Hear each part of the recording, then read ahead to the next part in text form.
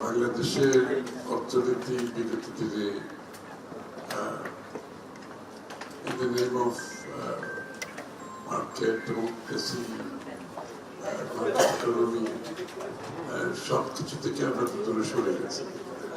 ক্রমান্বয়ে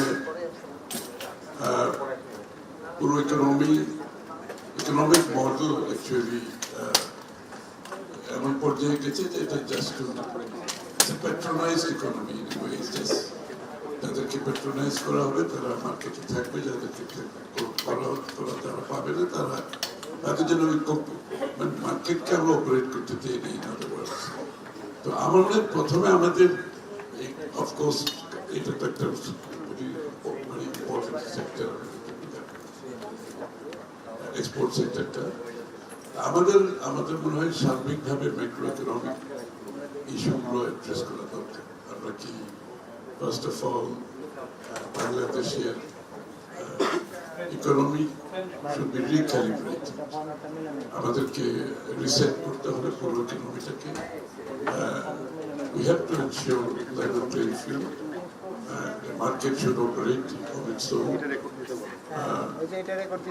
Major deregulation projects. When I say that major deregulation, I say major deregulation. মানে সবচেয়ে বড় বাধা হচ্ছে কিন্তু বাংলাদেশের আপনার ইকোনমি এন্ড এক্সপোর্টের জন্য রেগুলেশন এন্ড কন্ট্রোল। আমরা মার্কেট ফ্রি মার্কেটের কথা বলে আমরা বিভিন্ন জায়গায় এত বেশি ব্যারিয়ার সৃষ্টি করা হয়েছে ইকোনমিতে। ইকোনমি অ্যাকচুয়ালি মার্কেট এভাবে অপারেট করতে পারে না। এটা ফিনান্সিয়াল সেক্টর বলে, ইন্ডাস্ট্রিয়াল সেক্টর বলে, ট্রেড বলেন, যে ভেরিয়াস ওয়েজ এখানে যে ব্লকেট সৃষ্টি হয়েছে। এর জন্য আমি মনে করি সিরিয়াস প্রথমে ডিরেগুলেট করতে হবে, মার্কেট ডিরেগুলাইজ করতে হবে, লিবারালাইজ করতে হবে, ডিরেগুলেট করতে হবে।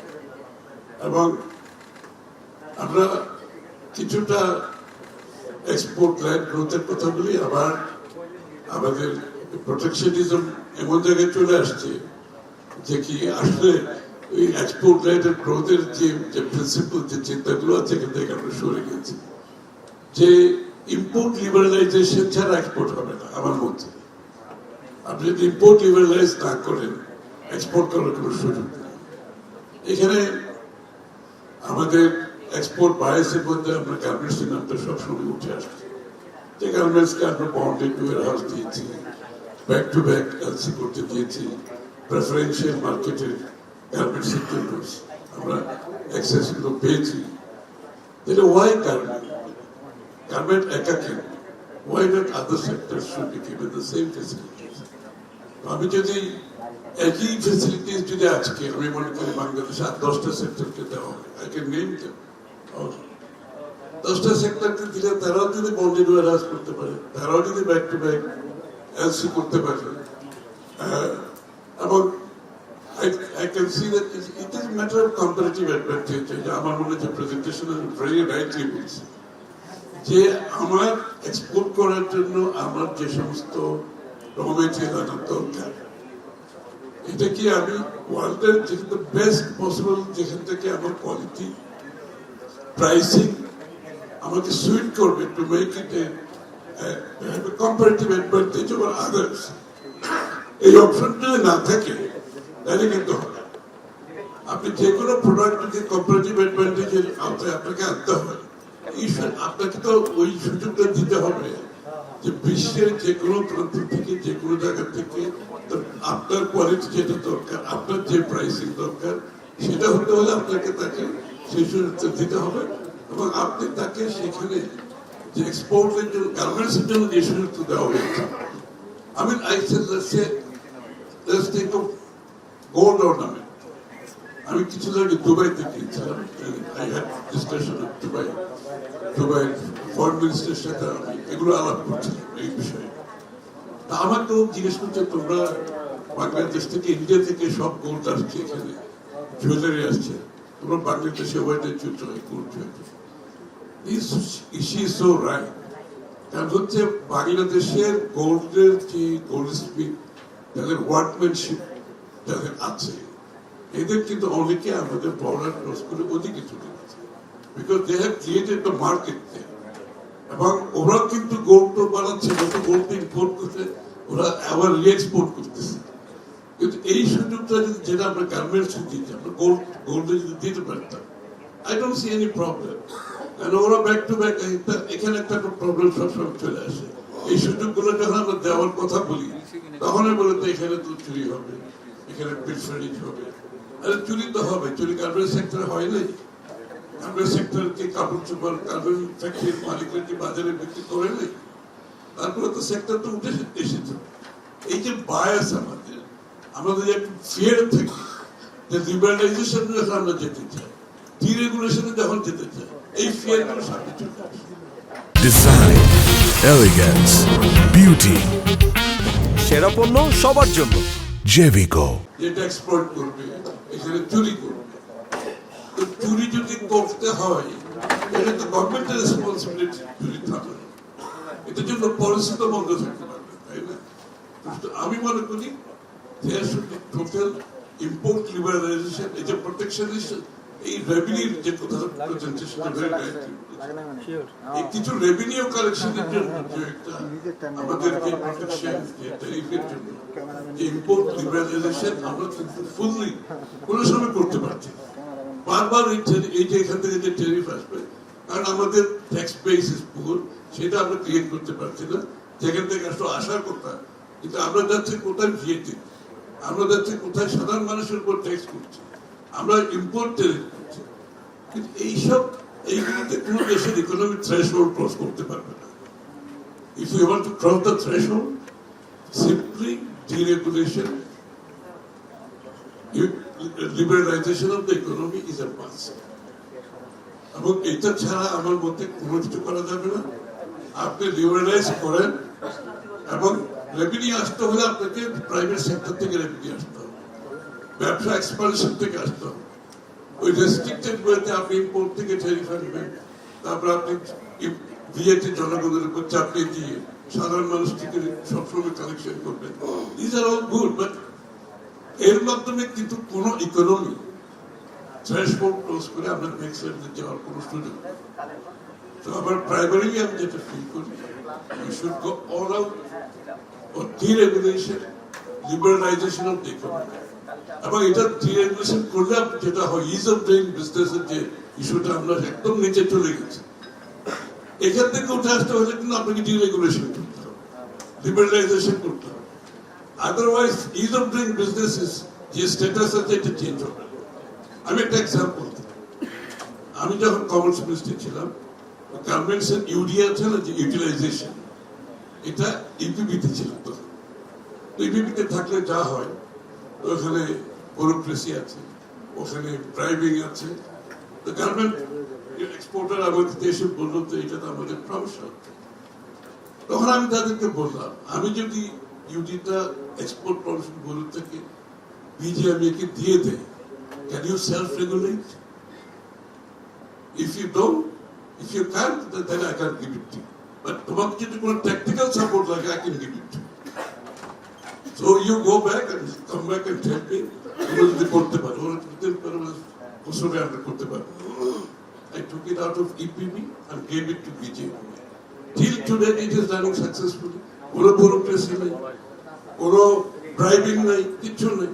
So we have to take out lot of the deregulationের কথা বলছি এই কারণে, অনেকগুলো যেগুলো সরকার যে কাজগুলো এখন করছে, আমরা এগুলোর অনেক কিছু বের করে এনে আমার মনে হয় ট্রেড বডিকে দিয়ে দিতে হবে আমাদের। এবং trade body should self regulate, তাদের ইন্টারেস্টে তাদেরকে করতে হবে, এটা তো কাউকে বলার প্রয়োজন। অনেকগুলো ক্ষেত্রে আমাদেরকে ডিরেগুলেশনের মধ্যে এই কাজগুলো করতে হবে, এবং ডিরেগুলেশনের মাধ্যমে যে চেঞ্জটা আসবে, সেটা ইজ অফ ডুইং বিজনেসে একটা বড় পরিবর্তন আসবে। এবং এই যে হ্যারাসমেন্ট, বিজনেস হ্যারাসমেন্ট, এই যে আমাদের ইনভেস্টরের যে কথাগুলো বলে, এর কিন্তু অনেকগুলো চলে যাবে এখান থেকে। আর একটা হচ্ছে এখানে আরেকটা বিষয় হচ্ছে আমাদের বিনিয়োগের ক্ষেত্রে বিদেশিদের যে কনসার্ন গুলো আছে, সেই কনসার্ন গুলোর মধ্যে যে আমাদের বাংলাদেশের লিগ্যাল ইস্যুগুলো নিয়ে যে প্রশ্ন সবসময় উঠছে আমাদের এখানে যে রেগুলেশনের যে বিষয়গুলো সেগুলো সবসময় উঠছে। আর ফাইন্যান্সিয়াল সেক্টর তো আমাদের যে জায়গায় গেছে এখান থেকে আমাদেরকে এগেইন যে ডিরেগুলেশনের মধ্যে আপনি যে ওয়ান অফ দ্য থিং তো ব্যাংকিং সেক্টরকে আমাদেরকে অ্যাড্রেস করতে হবে, কারণ উইদাউট ফাইন্যান্সিয়াল সেক্টর আমরা এখানে এগুলো কোনো সুযোগ নেই। এবং ব্যাংকিং সেক্টরে বড় ধরনের রিফর্ম আনতে হবে, স্টক মার্কেট, শেয়ার বাজারে। The banking sector should not be the only way to raise funds. আমরা তো শেয়ার বাজারটা এখানে প্র্যাকটিক্যালি ধ্বংস হয়ে গেছে। আপনি শেয়ার বাজারটা প্রপার এখানে আমি আপনাদের দেখতে পাচ্ছি শেয়ার বাজারের আমাদের ধরে এবং এর মাধ্যমে যে কোম্পানিগুলোতে ফান্ড রেজ করতে এত ফিক্সড কস্টে ইন্টারেস্ট রেট দিয়ে একটা ফান্ড রেজ করা একটা জিনিস, আপনি মার্কেটে গিয়ে ফান্ড রেজ করে আপনার ইনভেস্টমেন্টের রিটার্নের উপর আপনার ডিভিডেন্ডের মাধ্যমে সাধারণ মানুষকে ইনভেস্টমেন্টের মধ্যে নিয়ে আসা, এটা কিন্তু অনেক বড় ব্যাপার। এটা একটা বিশাল মার্কেট, আমরা যেখান থেকে আমরা ফান্ড রেজ করতে পারছি। বিদেশি পোর্টফোলিও ইনভেস্টর আমাদেরকে জিজ্ঞেস করবে বাংলাদেশে যাওয়ার সুযোগ আছে কিনা। এই যে তারা কিন্তু এই যে কি বলে ফ্রন্টিয়ার ফান্ড, ফ্রন্টিয়ার যেখানে রিস্ক বেশি থাকতেছে বাট রিটার্ন অনেক বেশি হাই থাকে, but there are portfolios willing to come. ওরা বলে আমি বেশি রিস্ক নিয়েও বাংলাদেশে ইনভেস্টমেন্ট করতে রাজি আছি, বিকজ আমার রিটার্ন অনেক বেশি হবে, because they spread it out, তারা সেফ জোনে থাকে ইত্যাদি। তো সেই জায়গাটা বাংলাদেশ অন্তত মার্কেট কোঅপারেট করতে হবে, এটা তো সব ক্রেডিবিলিটি ট্রান্সপারেন্সি থাকতে হবে। সেটা যদি আমরা করতে পারি, আমরা থ্রু বিদেশের কিন্তু এখানে যখন আসে তারা also not only look at the financial sector, banking sector, তারা কিন্তু স্টক মার্কেটের দিকে দেখে, তারা আলটিমেটলি কিন্তু চায় এখানে ইনভেস্টমেন্ট করে সাকসেসফুল হয়ে অনেকে কিন্তু এক্সিট নিতে চায়। তারা কিন্তু বাংলাদেশ ইনভেস্ট করে বাংলাদেশ থেকে ফান্ড রেজ করে শেয়ার ভ্যালু একটা জায়গায় নিয়ে গিয়ে they want to take exit with big profit, they want to leave, but the business stays in Bangladesh. Bangladeshi ইনভেস্টররা একটা সুযোগ পাচ্ছে মার্কেটের যুগের জন্য তার ইনভেস্ট করার জন্য। সো অনলি ব্যাংকের ডিপোজিটের মাধ্যমে তো আমাদের সাধারণ মধ্যবিত্ত যারা আছে তাদের আয় এখান থেকে আমাদের শেয়ার বাজারটা যদি আমরা করতে পারি। তো there are many ways, but overall আমাকে যেতে হচ্ছে, সরি, বাট আমি আমার পার্সোনালি আমরা যেটা চিন্তা করছি বিএনপির পক্ষ থেকে, I can categorically tell you we are going to go for serious deregulation, serious liberalization. Among the গভর্নমেন্টের রোল আমরা কমিয়ে ইনভেস্টমেন্টের ক্ষেত্রে, ইকোনমির ক্ষেত্রে আমরা গভর্নমেন্টের রোল কমিয়ে অ্যাবসলিউটলি। আর আমি একটা এগ্রি করতেছি যে আমাদের নেগোশিয়েটিং ক্যাপাসিটি বাড়াতে হবে। This is what is absent. আমাদের ইনস্টিটিউশনাল ক্যাপাসিটি বাড়াতে হবে। এই জন্য আমি মন্ত্রী থাকতে আমি গতবার একটা ফরেন ট্রেড ইনস্টিটিউট ওই পারপাসই করেছিলাম, এবং with the endowment from European union which did not continue. আমাদের এরকম একটা ইনস্টিটিউট করতে হবে, এক্সপোর্ট ট্রেড ইনস্টিটিউট, যেটা অনেক দেশে আছে, যেটা এক্সপোর্টের জন্য আমাদের যারা মিশনে যায়, আমাদের ফরেন মিশনে যারা যায় যে কমার্শিয়াল দেশে, none of them are trained. Believe me, এরকম একটা ইনস্টিটিউট করা দরকার, তারা যাবে, অ্যাম্বাসেডররা শুড গো। এখন আর ডিপ্লোমেসি কিছু নাই, it's all diplomacy is all about business and transaction, and our diplomat should concentrate more on our economic issues than the diplomacy. So আমাদের মনে we should go for an institute that will train all of them, that will do the research and capacity building for negotiation through such institute. International institute আমাদের করা উচিত, we should restrict, I think it's there, but এটাকে কিছু করা হবে এবং এটার জন্য ফান্ডের there is no shortage of fund for this. এখানে ফান্ডিং করার জন্য অনেকেই আছে, তারা করতে চাচ্ছে। আমি থাকতে 5 বিলিয়ন ইউরো ওরা এন্ডাওমেন্ট কমিট করছে, so এটা অনেক কিছু থাকে যেহেতু there was a change of government. তো সুতরাং we'll seek your support, business community, think tank support আমরা চাই, that will definitely যদি বাংলাদেশের ইকোনমিক যে রিক্যালিব্রেট, যে রিসেট যদি করতে হয়, first thing is to go for deregulation and liberalisation of the economy. তখন দেশে কনফিডেন্স বাড়বে, বিদেশিদের কনফিডেন্স বাড়বে, এবং that is the only way to go forward. আপনি টুকটাক ছোটখাটো এইসব পিসফুল রিফর্ম করে কোনো কাজ হবে। You have to come from the right from the macro, total deregulation, and then step by step এখানে যাবে। আমি যেটা আবারও বলছি যে আমাদের এই ডিরেগুলেশনের জন্য বাংলাদেশের অনেক লোক, আমি বলি যে আমাদের লাইট ইঞ্জিনিয়ারিং সেক্টর আছে, I have lot of interest. আমি নিজে ভিজিট করেছি যে আমাদের ওল্ড ঢাকাতে যেখানে বিলিভ মি সাচ স্কিল দেয়, এন্টারপ্রেনারশিপ দেয়, কিন্তু এদেরকে ট্রেডেবল গুডস ফর এক্সপোর্ট আমরা করতে পারি। ওরা যেখানে আছে ওখানে রয়ে গেছে এবং ওই মার্কেটটা এখন মানুষ শিফট করে যাচ্ছে। আমরা এগুলোকে ট্রেডেবল ইন্টারন্যাশনাল গুডস দিয়ে যেতে পারি, goods and products. Lastly ICT সেক্টরে আমাদের হিউজ বিশাল সম্ভাবনা, এই সম্ভাবনাকে আমাদের কাজে লাগাতে হবে। আমাদের লক্ষ লক্ষ কিন্তু ইয়াং ছেলে মেয়েরা কিন্তু জড়িত হয়ে গেছে আইসিটি সেক্টরে, আমরা কিন্তু এটাকে চ্যানেলাইজ করতে পারি।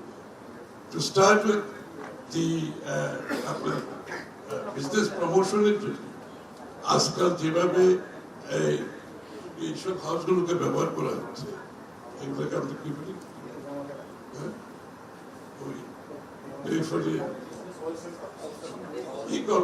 ই-কমার্সের জন্য যে চ্যাট, যে বিদেশি এগুলো চ্যাট ফ্রিল্যান্সিং তো আছে না, কল সেন্টার, সরি বয়স হয়ে গেছে, না না, কল সেন্টার এন্ড চ্যাটস। আমি তো এখন দেখতেছি যে চ্যাটস এর উপরে যদি ভালো ইংরেজি নাও বলতে পারে কিন্তু চ্যাট করতে পারে, হিউজ সম্ভাবনা।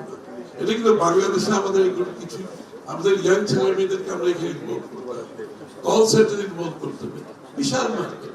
আমাদের পাশের দেশে এগুলো করছে না, এগুলো হচ্ছে না। বাংলাদেশে আছে বসার মার্কেট, কিন্তু আমরা তো এখন প্যাপেল ওপেন করতে পারছি।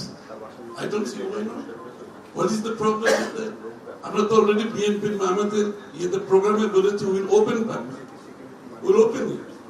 এবং এই যে ট্রানজাকশন, ওরা যে বাইরে থেকে যে ওদের রেমিটেন্সটা আসে বাইরে থেকে, ইস্যু করতে যে ছেলে মেয়েরা যারা করতেছে, আমাদের ইয়াং ছেলে মেয়েরা তারা কিন্তু করতেছে, ওই ফান্ড আসা, এটা রেকর্ড করা, এগুলো এটা একটা বিশাল প্রবলেম।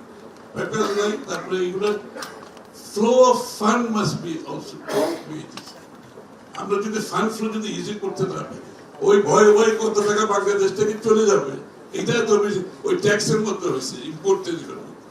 ওই ট্যারিফ না আসলে তো আমার ইকোনমি ধ্বংস হয়ে যাবে। ওই বাংলাদেশের ওই ফান্ড ফ্লোতে আমরা একটা প্রবলেম, বাংলাদেশ থেকে টাকা নিয়ে যাবে, টাকা কি নিয়ে যায় নাই, টাকা তো নিয়ে গেছে ঠিকই, বিকজ আমরা ট্রান্সপারেন্সি রাখি নাই, আমরা ওপেননেস রাখি নাই, আমরা লিবারালাইজ করতে পারি নাই, টাকা নিয়ে গেছে অন্য পথে। আমি যদি এটা ওপেন করি, ইটস ট্রান্সপারেন্ট, টাকা আসবে, টাকা যাবে, that is how economy performs. এগুলো তো আমাদের বুঝতে হবে। ওই রেস্ট্রিকশন দিয়ে বন্ধ করে কোটি টাকা বন্ধ করে, whatever will find its own there, it can never stop this. So better open up the economy, open up the market, deregulate, liberalize the economy. That is the answer. Thank you.